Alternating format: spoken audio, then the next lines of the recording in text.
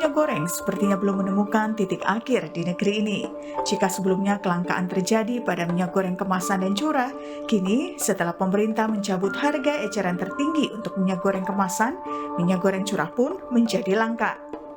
Seperti di Kulon Progo, warga harus mengantri hingga 2 jam untuk mendapatkan minyak goreng curah. Sebagian besar dari mereka adalah pedagang dan pelaku UMKM. Setiap orang yang mengantri dibatasi maksimal 36 liter untuk industri kecil menengah, sementara pemakaian rumah tangga maksimal 5 liter. Puasa, perjuangan untuk usaha. Jatahnya berapa, Bu? Gimana? Jatahnya 36 liter. Nggak boleh lebih. Itu biasanya buat berapa hari, Bu? 35 liter, kadang-kadang cuma pakai 4 hari saya, Pak. Nanti nyari lagi gitu? Iya. Pasti dapat, Bu, kalau nyari lagi? Belum tentu dapat. Untuk mengatasi kelangkaan minyak goreng curah di pasaran, Kepolisian Republik Indonesia kemudian bekerja sama dengan Kementerian Perindustrian membentuk Satuan Tugas. Satgas ini bertugas untuk mengawasi produksi dan distribusi minyak goreng curah seharga Rp14.000 per liter agar bisa sampai ke masyarakat. Satgas akan ditempatkan mulai dari kantor pusat produsen, tempat produksi minyak goreng hingga ke tingkat pengecer. Modus-modus repacking, mengemas ulang, saat ini banyak muncul jenis-jenis merek baru yang selama ini tidak ada di pasar. Ini juga akan kami pantau, menggeser dari kebutuhan curah ke industri. Ini juga akan kita tindak tegas, memalsukan dokumen, sehingga kemudian mendapatkan pembayaran subsidi yang tidak sesuai dengan realitas produksi. Ini juga akan kita tindak tegas. Tak hanya itu, pemerintah kemudian menghadirkan pula bantuan langsung tunai atau BLT untuk membantu masyarakat yang terimbas naiknya harga minyak goreng. Kebijakan yang disampaikan langsung Presiden Jokowi ini akan memberikan bantuan mulai bulan April senilai Rp300.000. Bantuan akan diberikan pada 23 juta warga yang masuk dalam daftar bantuan pangan non-tunai, program Keluarga Harapan, dan penjual gorengan. Kebijakan ini pun diapresiasi oleh Ketua DPR RI Puan Maharani. Namun Puan mengingatkan, jika kebijakan BLT hanyalah solusi jangka pendek, pemerintah menurutnya tetap harus membenahi tata niaga minyak goreng dari hulu hingga hilir. Namun kebijakan ini dinilai pengamat kebijakan publik Agus Pambagio sebagai kebijakan yang malas. Seharusnya menurut Agus, pemerintah fokus menyelesaikan persoalan mafia dan distribusi minyak goreng yang berantakan. Tak hanya itu, BLT yang berasal dari APBN akan menjadi beban negara, rawan korupsi, dan tidak menyelesaikan masalah. Pemerintah itu harusnya tidak memberikan BLT. Ya kan, BLT itu sebuah kebijakan malas saja dari pemerintah, karena tidak bisa memikirkan kebijakan lainnya selain memberikan BLT. BLT itu beban buat negara, sementara kelangkaan minyak ini menjadi keuntungan yang didapat oleh industri dan spekulan-spekulan lain lah, yang sampai hari ini tidak bisa dibuktikan itu. Tanggapan kritis juga datang dari Masyarakat Anti Korupsi Indonesia atau MAKI. LSM ini bahkan menggugat pra-peradilan Menteri Perdagangan ke Pengadilan Negeri Jakarta Pusat. Gugatan dilakukan sebagai reaksi atas ingkar janji Mendak terkait penetapan tersangka mafia minyak goreng.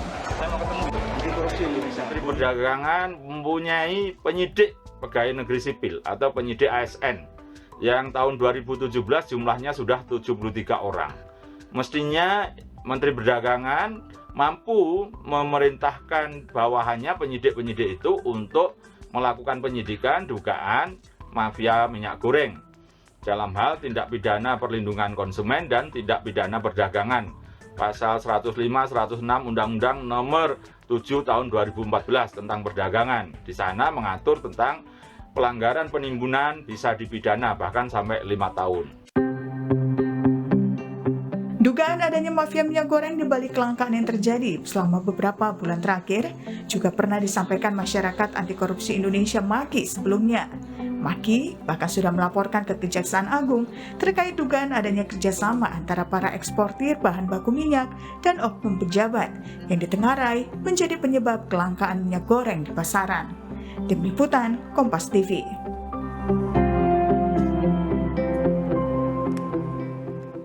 Saat kita memasuki bulan Ramadan, persoalan minyak goreng masih menggelayut. Saat ini minyak goreng curah masih langka, sedangkan minyak goreng kemasan melambung tinggi harganya. Kebijakan bantuan langsung tunai atau BLT bagi warga yang terdampak kenaikan harga minyak goreng ini menjadi sorotan karena dianggap tidak akan menyelesaikan masalah tata niaga dan dugaan mafia minyak goreng. Kita akan bahas soal sengkarut kebijakan minyak goreng ini bersama sejumlah narasumber. Yang pertama ada pengamat ekonomi dari Indef, ada Mas Nailul Huda atau Mas Huda. Ada juga anggota Komisi 6 DPR RI, ada Pak Amin, dan juga ada Koordinator Masyarakat Anti Korupsi Indonesia. Ini ada Bang Boyamin Saiman. Selamat pagi, Bang Boyamin, Pak Amin, dan juga Mas Huda. Pagi semuanya. Terima kasih sudah bergabung pada pagi hari ini. Saya ingin tahu dari Pak Amin, karena masyarakat tentu saja melihat ke DPR pada saat pemerintah terlihat tampaknya belum dapat mengendalikan. Bahkan banyak yang pengamat dan analis yang mengatakan bahwa dengan digelontorkannya BLT ini seakan-akan terlihat seperti pemerintah akhirnya mengalah pada mafia minyak goreng, tidak bisa membenahi sehingga akhirnya mencoba membantu masyarakat dalam membelinya gitu. Kalau dari DPR sendiri melihat langkah langkah terakhir ini seperti apa, Pak Amin, dan apa yang bisa dilakukan mengingat ini tidak menyelesaikan masalah utamanya? Ya, saya mengumpamakan langkah pemerintah memberikan BLT itu seperti seorang penghuni rumah yang melihat genteng rumahnya bocor. Kalau ada hujan deras, dia mengambil ember untuk menampung air yang mengucur dari genteng itu. Gitu. Itulah pemberian BLT gitu. Ya itu bisa dilakukan untuk sementara waktu saja. Tapi problem utamanya kan ada pada genteng yang bocor itu. Mestinya kan si penghuni rumah itu naik ke atap, benerinlah genteng itu sehingga kebocoran itu tidak terjadi lagi. Nah, sumber masalah dari karut-marut krisis minyak goreng itu kan ada para pelaku usaha yang menjalankan bisnisnya dengan sistem oligopoli atau kartel ini. Kalau Menteri Perdagangan mengatakan dengan bahasa yang lebih lugas lagi ada praktek-praktek mafia itu. Jadi sumber masalah dari sini. Dan mestinya pemerintah fokus menyelesaikan ini dari hulunya. Walaupun aspek hilirnya kita tidak nafikan lah, oke silakan. Tapi ini kan sementara. Menyelesaikan masalah itu dari sumber masalahnya. Ya dari hulunya, persis seperti yang disampaikan oleh Ketua DPR tadi. Ya, dan ini sudah terbuka, sudah diketahui oleh semua pihak, data-datanya lengkap, semua pihak udah. Masyarakat pun sekarang nggak tahu semua gitu kan. Nah, ya masyarakat bingungnya kenapa tidak ditindak kalau begitu, mengingat ini sudah membawa kesulitan bagi banyak sekali warga kita. Tapi kok belum ada penindakan juga. Kementerian Perdagangan mengatakan bahwa ini namanya sudah di kepolisian. Sementara kepolisian juga tampaknya belum bisa sampai menindak siapa yang disebut mafia minyak goreng ini. Nah ini kan tinggal ada pemerintah membuktikan political commitment-nya gitu loh. Pemerintah punya enggak nih komitmen politik untuk melaksanakan konstitusi. Karena di pundak pemerintah dalam hal ini eksekutif lah ya ada kewenangan, ya otoritas, punya semua instrumen, didukung anggaran, ya didukung sumber daya manusia yang lengkap yang bisa menyelesaikan masalah ini. Dan ini bukan masalah yang sulit. Karena saya berkali-kali menyatakan krisis minyak goreng ini adalah sebuah krisis yang tidak layak terjadi di bumi Indonesia. Karena kita ini surplus. Dan saya sebetulnya termasuk orang yang sangat mendukung kebijakan DMO, DPO itu yaitu melalui Permendak nomor 6 tahun 2022. Ya, 20% saja dialokasikan untuk masyarakat, dibeli oleh pemerintah, bukan diminta gratis loh ya, dibeli oleh pemerintah dengan harga 9.300 CPO dan 10.300 all-in itu pengusaha masih untung, cuman kecil, tidak sebesar keuntungan kalau produk itu diekspor. Tapi apa salahnya? Dan memang sudah seharusnya lah pengusaha yang mengelola hidup di bumi Indonesia, mengelola tanah jutaan hektar gitu ya, mendapatkan HGU dari pemerintah, untung berlimpah-limpah dari yang 80% itu diekspor gitu loh. Dan juga masih ada untung dari yang dibeli oleh pemerintah. Itu apa salahnya gitu loh. Dan pemerintah punya kewajiban untuk menegakkan aturan, menjalankan konstitusi ini gitu. Ya, ya dan memang ada aturan-aturan dan izin-izin yang juga bisa menjadi memberikan kekuatan kepada pemerintah kalau memang perusahaan-perusahaan tersebut tidak mengikuti aturan. Saya ke Bang Boyamin, apakah memang dengan sederhana kita bisa melihat bahwa semua ini adalah kesalahan dari mafia minyak goreng, ataukah itu hanya salah satu penyebab sementara ada kesemrawutan lain yang terjadi yang akhirnya mengakibatkan kelangkaan dan mahalnya minyak goreng ini, ada urusan tata niaga yang belum dibereskan di sini dan lain-lain. Sebenarnya bagaimana Bang Boyamin? Timothy, jadi bukan kesalahan mafia minyak goreng, kesalahan pemerintah karena membiarkan mafia bisa bergerak di situ. Jadi ini, kalau mafia ini kan juga tidak bisa bergerak apa-apa kalau pemerintahnya tegas, gitu kan.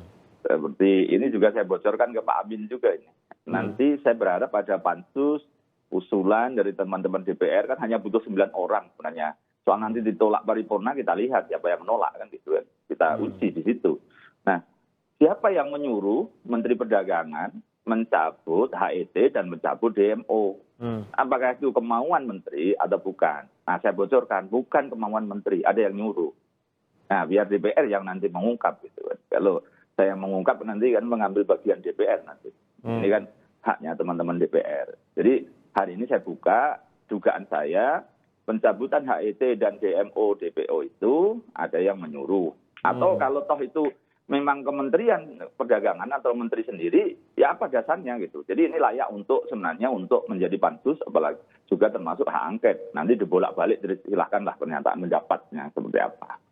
Karena ini sesuatu yang mudah. Jadi artinya DPR bisa dianggap masyarakat bekerja di situ, bukan sekedar rapat kerja, rapat dengar pendapat umum yang itu seperti hanya saling lempar pantun dan lempar narasi di situ gitu. Kelihatan keras gitu. Tapi tolonglah DPR, teman-teman DPR untuk membuat ini menjadi lebih tinggi, naikkan statusnya menjadi hak usulan untuk pansus. Nah, kuncinya itu tadi mencari siapa yang membatalkan DMO dan membatalkan HET.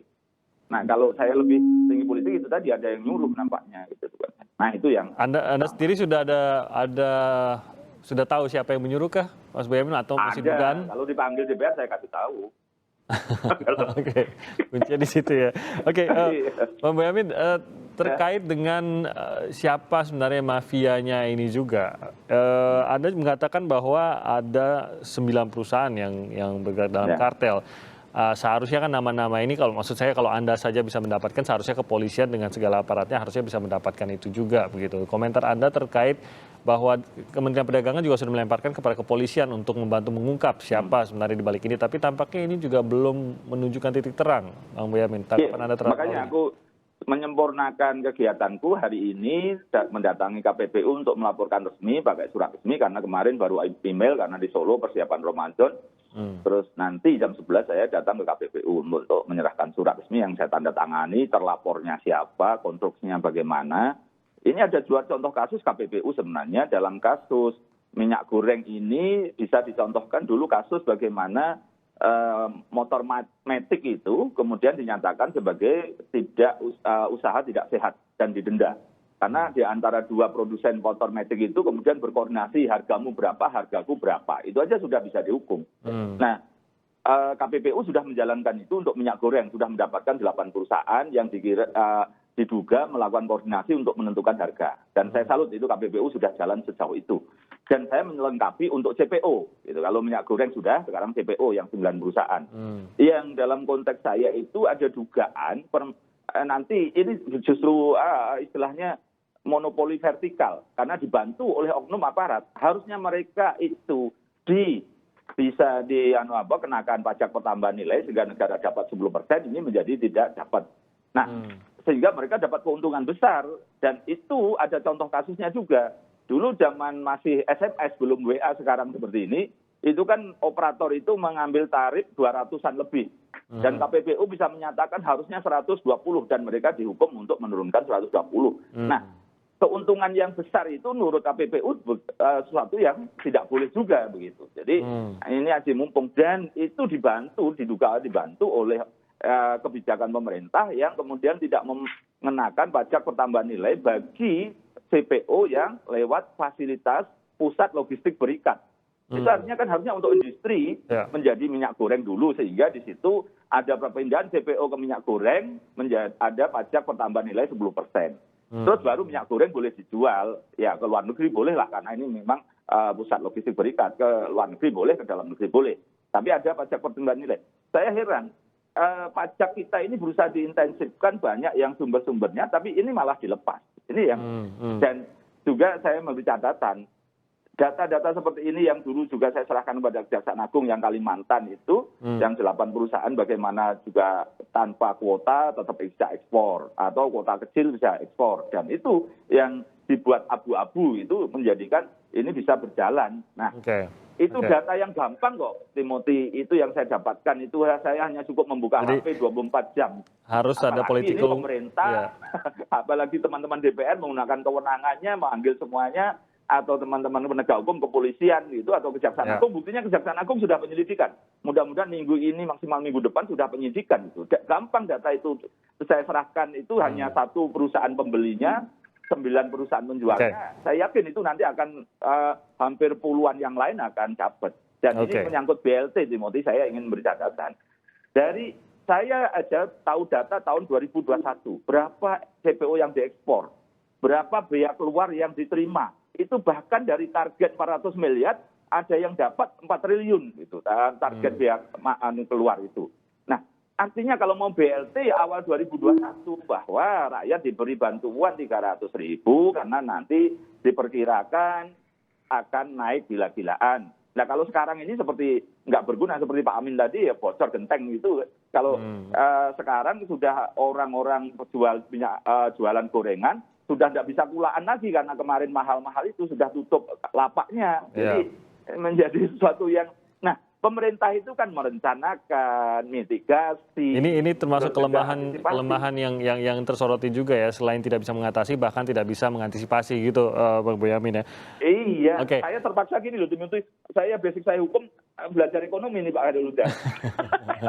Nah, kita tanya ke Mas Huda, sebenarnya apa dampak yang sudah bisa dibilang ya turunannya ya, bukan hanya masalah masyarakat sulit mendapatkan minyak goreng nih Mas Huda, tapi tampaknya ya itu tadi ada kita melihat bagaimana pemerintah dalam menghadapi mafian minyak goreng. Kita melihat ada masih ada kesemrautan dalam tata niaganya dan lain-lain. Tampaknya ini secara ekonomi juga terungkap ada masalah yang lebih besar di sini dibandingkan hanya tidak mendapatkan minyak goreng, Mas Huda. Apa saja dampak turunannya dari kondisi yang berkepanjangan ini? Ya, Mas Timothy, kalau kita lihat sebenarnya kita mundur dari belakang ya. Itu ketika bulan November itu minyak goreng itu harganya cuma 17.400. Kemudian harga CPO global naik gitu kan. So kemudian per akhir Desember itu harganya menyentuh 20.000. Ya. Terus kemudian pemerintah menetapkan HET, namun memang harganya sangat lambat sekali turun. Itu per akhir Februari itu mencapai 19.000. Nah, ketika HET dicabut, harganya itu naik langsung gila-gilaan, Mas Timothy. Itu sampai saat ini levelnya ada di 24.000. Jadi memang ini pencabutan HET ini memang sangat benar tadi dikatakan Mbak Boyamin, ini merupakan sebuah langkah mundur sebenarnya untuk bisa menstabilkan harga. Artinya adalah harga yang dulunya itu yang memang disebabkan oleh kenaikan CPO itu cuma 20.000, itu bisa naik sampai 24.000. Nah, ini kan artinya ada yang mengendalikan harganya kan. Ketika HET itu ada, kemudian produknya ditahan, nah akhirnya harga yang terjadi di pasaran itu naik karena permintaan akan naik. Jadi harga yang naik itu bukan cuma dari harga bahan bakunya yang naik, namun juga dari permintaannya gitu. Nah, inilah yang sebenarnya kesalahan pemerintah, yaitu gonta-ganti kebijakan. Nah, Itu bisa Disinilah diantisipasi tidak ya kondisi seperti ini dengan kenaikan CPO dan lain-lain? Sebenarnya mungkinkah kita mengantisipasinya atau pemerintah mengantisipasinya? Nah, kenaikan CPO ini kan sebenarnya kan sangat miris ya ketika kita produsen CPO terbesar di dunia, tapi kita nggak mampu mengendalikan harganya gitu kan. Nah, inilah yang sebenarnya miris sekali dan kemudian ya mungkin kalau itu tidak bisa kita kendalikan, kita masih bisa mengendalikan dalam negerinya gitu kan melalui HET dan sebagainya. Namun sayangnya HET dicabut dan diganti oleh kebijakan BLT. Nah, hitungan saya nih ya, Pak Timothy ya, itu ada 23 juta penerima BLT untuk minyak goreng. Ada 6,9 triliun uang subsidi yang disalurkan. Nah, jika kita mengacu saja nih harga per liternya sekarang itu 25.000, berarti ada 276 juta liter yang bisa misalnya dibeli masyarakat melalui uang BLT tersebut. Dengan proyeksi keuntungan 3.000 saja, minimal ya 3.000 saja, itu ada 828 miliar keuntungan produsen yang itu jatuhnya adalah dari kantong pemerintah itu menuju kantong produsen. Yang di sini adalah bisa ditenggarai tadi sebutkan Bang Boyamin itu kartel. Itu baru 3.000 ya. Bayangin kalau lebih keuntungannya itu 5.000. Kalau 5.000 itu keuntungan dari produsen minyak goreng itu mencapai 1,4 triliun. Ya, jadi bukan hanya BLT tidak menyelesaikan, tapi BLT semakin menguntungkan produsennya begitu ya. Ya menggarami lautan, mereka lagi untung-untungnya diberikan keuntungan lebih lagi begitu. Begitu Mas Huda. Iya Mas Timothy. Jadi kalau saya lihat sebenarnya memang BLT ini seperti didesain ya, seperti didesain untuk bisa memberikan keuntungan lebih bagi produsen minyak goreng. Bayangin 1,4 dengan proyeksi keuntungan 5.000 per liter atau 3.000 per liter tadi 828 miliar itu ya sangat besar sekali gitu kan. Nah, makanya ketika kebijakan BLT ini digulirkan, saya langsung hitung itu keuntungan potensi keuntungan produsennya berapa gitu loh. Dengan keuntungan 3.000 saja. Iya, dengan harga yang sekarang gitu ya. Kalau begini tampaknya saya sebagai masyarakat ya paling seperti Bang Boyamin cuma bisa tersenyum kecil tapi berharap DPR tolong selidiki lebih dalam. Tadi mungkin boleh mengenai panja dan pansus tadi, tapi kita akan jeda sebentar nanti Pak Amin boleh menjawab usai jeda berikut ini. Tetap bersama kami di Sapa Indonesia Pagi. Tadi kita sudah mendengar bagaimana juga dampak dari BLT ini dan tampaknya kalau kita mendengar dari Mas Huda tadi dan juga apa yang diungkapkan Bang Boyamin, justru dampak dari BLT ini selain tidak menyelesaikan masalah, justru mungkin kita semakin sakit hati juga mendengarnya bahwa seluruh keuntungan itu akhirnya larinya kepada produsen juga dan bukan masyarakat yang sepenuhnya diuntungkan, Pak Amin. Kalau kita berbicara mengenai apa yang bisa dilakukan oleh DPR, mungkin boleh diupdate juga kondisinya mengenai panja dan pansus, apalagi pansus yang sampai saat ini tampaknya masih belum bisa dijalankan dan salah satu alasan yang kita dengar adalah karena mungkin akan terlalu gaduh secara politik dan secara masyarakat kan mungkin tidak bisa terlalu menerima alasan tersebut. Kalau memang daripada gaduh di antrian minyak goreng ya sekalian kita bereskan begitu. Mungkin masyarakat lebih berpikir begitu, Pak Amin. Tugasnya DPR memang bikin gaduh kan Pak Amin. Nah mungkin kalau gaduh yang menyelesaikan boleh juga begitu mungkin ya Pak Boyamin ya. Pak Amin bagaimana nasibnya ini kalau memang masyarakat menginginkan terus agar ini diperjelas dan DPR membantu? Ya, krisis minyak goreng sudah masuk bulan ke-6. Penyelesaiannya sampai sekarang tidak jelas. Dan terakhir dengan BLT. Kalau mau BLT begini, kalau mau fair itu adalah sumber dananya mestinya diambil dari pungutan ekspor. Para eksportir itu. Dan itu prosentasenya, tarifnya pungut ekspornya itu harus dinaikkan. Yang kita kenal dengan levy. Karena mereka sudah nggak dikenai pajak ekspor. Ya, dari situ baru pas untuk BLT. Kalau diambilkan dari APBN kan namanya menjadi beban rakyat lagi. Apalagi skema PEN ini adalah memang disediakan untuk perlindungan masyarakat salah satu klasternya yang terdampak krisis gitu loh. Oleh karena itu kami dari PKS itu menggulirkan yang penggunaan hak angket gitu. Yang nantinya dibentuk pansus angket. Tapi minimalnya memang saya sepakat yang dikatakan oleh Pak Bunyamin itu harus ada pansus. Tapi bagi pihak-pihak tertentu, khususnya partai-partai koalisi pemerintah yang menolak pansus selalu mengatakan ini akan bikin gaduh, masyarakat butuh tenang.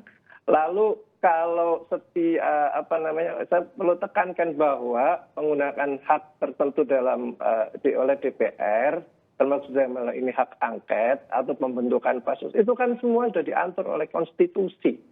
Ya, itu hak konstitusional. Jelas penjabarannya di Undang-Undang Dasar ada, di Undang-Undang ada, kemudian juga dijabarkan sendiri di peraturan DPR begitu loh. Ya, kalau kita tidak menggunakan pendekatan ini, pansus, angket, tidak ada proses penyelidikan, nanti praktek-praktek seperti ini akan terus terjadi. Ya, apalagi di bahan-bahan kebutuhan pokok yang kita memang tidak surplus secara produksi begitu loh. Kan pemerintah sebetulnya kan punya roadmap, menurut undang-undang kan diamanahkan untuk menciptakan kedaulatan pangan, kemandirian pangan, sampai yang terakhir ketahanan pangan. Di mana kita mau berdaulat? Mestinya di sawit ini kita, di CPO apa minyak goreng ini kita berdaulat karena produksi kita berlimpah-limpah. Apakah berarti tidak lanjut lagi nih, Pak Amin, rencananya? Ya tadi kan dari Partai Anda sudah menyampaikan ingin mengarah ke sana gitu untuk pembentukan pansus. Dengan tanggapan dari Partai Koalisi, apakah lantas tidak akan berlanjut lagi upaya tersebut? Kita akan terus berusaha meyakinkan teman-teman ya, baik dari partai di luar pemerintahan, seperti Partai Demokrat, maupun partai-partai yang berada di dalam pemerintahan, ya Partai Koalisi. Gitu. Mestinya, ya walaupun eksekutif adalah berangkat dari partai-partai yang didukung oleh Partai Koalisi itu, ya kita kan DPR itu harus jernih. DPR punya fungsi tersendiri, diamanatkan oleh undang-undang. Gitu. Jangan langsung menyatu dengan eksekutif, apa katanya eksekutif, kan itu tentu nggak fair gitu loh. Kalau DPR-nya menyatu dengan eksekutif, lalu kan yang menjadi kasihan kan rakyat semua. DPR tetap objektif menjalankan tugas-tugasnya, menjalankan perannya, menjalankan fungsi-fungsinya yang memang sudah diamankan oleh konstitusi, diamankan oleh undang-undang. Sehingga pelaksanaan pemerintahan kita ya ini menjadi benar-benar berpihak ya kepada rakyat, sebagaimana diamanatkan oleh Undang-Undang Dasar, diamanatkan oleh Pancasila. Dalam kasus ini menciptakan keadilan, kesejahteraan gitu bagi seluruh rakyat Indonesia. Seberapa besar kemungkinan ini akan tembus, mengingat tadi Anda mengatakan bahwa Partai Koalisi tampaknya sejauh ini yang belum mau melangkah menuju ke ke Pansus, atau setidaknya ada langkah kecil yang bisa dilakukan mungkin dari Komisi 6? Ya kita kalau bicara soal pansus itu kan bicara soal lintas komisi. Nah, memang di komisi sendiri bentuk panja. Jadi kalau bicaranya level komisi, tentu yang bisa dilakukan adalah panja. Nah, pansus ini adalah menyangkut komunikasi antar komisi, ya, dan itu di level pimpinan. Yang menggulirkan hak angket ini kan fraksi, ya, sebetulnya fraksi, bukan kami sebagai anggota komisi, bukan. Oleh pimpinan fraksi yang mereka beliau nanti menjalin komunikasi dengan pimpinan-pimpinan dari partai lain. Oke, nanti kita akan lihat dari Komisi 6, Pak Amin. Karena sekali lagi, siapapun yang bisa mengungkap, saya rasa sudah sampai di situlah, Bang Boyamin. Siapapun yang bisa mengungkap, tolonglah diungkap. Kita udah mau menjelang Lebaran ini. Kalau harga naik lagi, lebih pusing lagi kita. Dan lain-lain lah. Banyak sekali alasan. Tanpa Lebaran pun kita sudah pusing mendapatkan harga demikian. Mendapatkannya pun harus mengantri sampai berhari-hari. Kok tidak seperti tahun 2022 begitu kasarnya Pak Boyamin, dan ini diakui bahwa seharusnya ini tidak terjadi. Tampaknya harus ada sesuatu yang besar yang dilakukan oleh pemerintah, tapi tampak kalau kita berbicara dengan Pak Amin tadi, political will juga tampaknya harus lebih besar lagi, tidak bisa dengan political will yang dimiliki oleh pemerintah sekarang, Bang Boyamin. Apa yang bisa mendorong ini? Justru itu, sejelek-jelek saya kan pernah jadi DPRD Solo, pernah mengajukan usul pernyataan pendapat dan pansus atas pernyataan pendapat itu, minimal itu. Dan saya justru ini menekan Pak Amin, jangan menunggu pimpinan fraksi. 9 orang tanda tangan usulan pernyataan pendapat untuk membentuk pansus, minimal itu. Kalau lebih tinggi lagi memang angket. Nah, toh nanti diparipurnakan usulan 9 orang itu untuk di voting. Nah, kalau itu kan akhirnya rakyat semakin tahu siapa yang membela rakyat dan membela tidak. Dengan dihadapkan begitu, saya yakin nanti akhirnya terpaksa setuju semua. Minimal yang untuk pernyataan pendapat aja. Karena desakan rakyat lah ya. Iya kan, justru ini terus terang aja, sedikit menyayangkan pernyataan Pak Amin harus menunggu pimpinan fraksi atau koordinasi pimpinan-pimpinan yang lain. Paksa aja sekarang 9 orang. Saya yakin gampang kok kalau hanya 9 orang untuk membuat usulan pernyataan pendapat itu dan dibawa ke paripurna.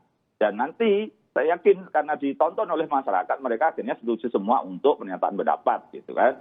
Apa yang pernyataan pendapat diusulkan bahwa ini adalah pemerintah salah atau pemerintah salah menghilangkan DMO dan HET. Itu aja kan butuh satu hal ini atau satu halaman aja, tidak butuh seperti apa istilahnya di atasnya skripsi lah, tesis lah itu. Jadi tidak usah terlalu panjang-panjang usulan dan itu sudah membuat gaduh tanda kutip tadi sebenarnya Pak Amin. Jadi saya masih berharap betul ini ada terobosan dari anggota karena hak itu kan ada di anggota Pak Amin, bukan di pimpinan fraksi, bukan di pimpinan partai gitu. Hak itu melekat pada anggota. Tunjukkan anggota DPR peduli dengan rakyatnya dan akan dicatat itu. Jadi gambaran seperti di Amerika loh, satu orang bisa mempengaruhi kebijakan luar negeri Amerika untuk mengembargo siapa gitu. Tekstil kita kan pernah diembargo oleh satu orang aja dan disetujui oleh semua.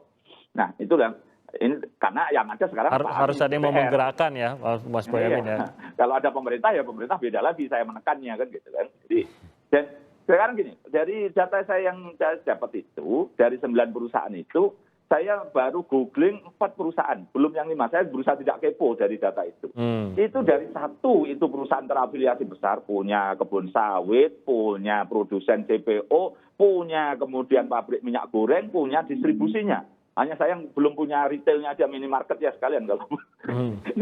Nah, satu lagi perusahaan yang pernah bermasalah pajaknya gitu, dan besar juga gitu. Dan yang 2 itu pernah menumpahkan CPO, tertumpah CPO di pelabuhan-pelabuhan. Berarti kan saking banyaknya punya dia CPO gitu. Jadi itu sekarang ketambahan dapat fasilitas pusat logistik berikat langsung bisa ekspor tanpa kena PPN. Pajak pertambahan nilai. Padahal kawasan berikat itu apapun judulnya, apapun namanya, dibeda-bedakan apapun, undang-undang menegaskan itu untuk industri. Artinya ada hilirisasi. Biar orang asing bikin pabrik minyak goreng di sini, ada tenaga kerja di sini, ada investasi di sini. Kalau kemudian langsung ekspor itu mana ada tujuan berikat itu aja. Ya jadi jangan. Dan itu tambah lagi data saya misalnya. Cara-cara purbakala itu sudah ditinggalkan Timothy. Purbakala itu misalnya memasukkan dokumen. Tapi masih ada kemarin di Tanjung Priok minyak goreng dipalsukan dengan sayuran. Nah, petugas kita gampang untuk mengeceknya. Sayuran kok pakai kontainer biasa. Dikirim ke Hong Kong. Ya busuk lah, butuh 3 hari. Kalau itu kontainernya model freezer, kita percaya. Baru setelah dibongkar ketahuan itu minyak goreng kemasan, merek-merek terkenal. Dan masih dilacak lagi oleh Kejaksaan Tinggi DKI, ke gudangnya perusahaan tersebut masih ada banyak persediaan di gudangnya. Kalau nanti sore saya ke Lampung itu mau ngecek caranya ekspor CPO dengan kamuflase jadi limbah POME, namanya POME itu. Atau CPO dibuat atasnya dikasih zat-zat apa seakan-akan jadi asam jadi limbah. Gitu. Ini tapi ternyata masih ada juga gitu kan. Kayak begini-begini rasanya kita ditipu kok nggak habis-habisnya ya dengan cara macam-macam. Iya, dan harusnya ini semua sudah terjaring oleh ya, jajaran aparat juga begitu. Ini mungkin akan ada perbincangan lainnya untuk membahas hal tersebut.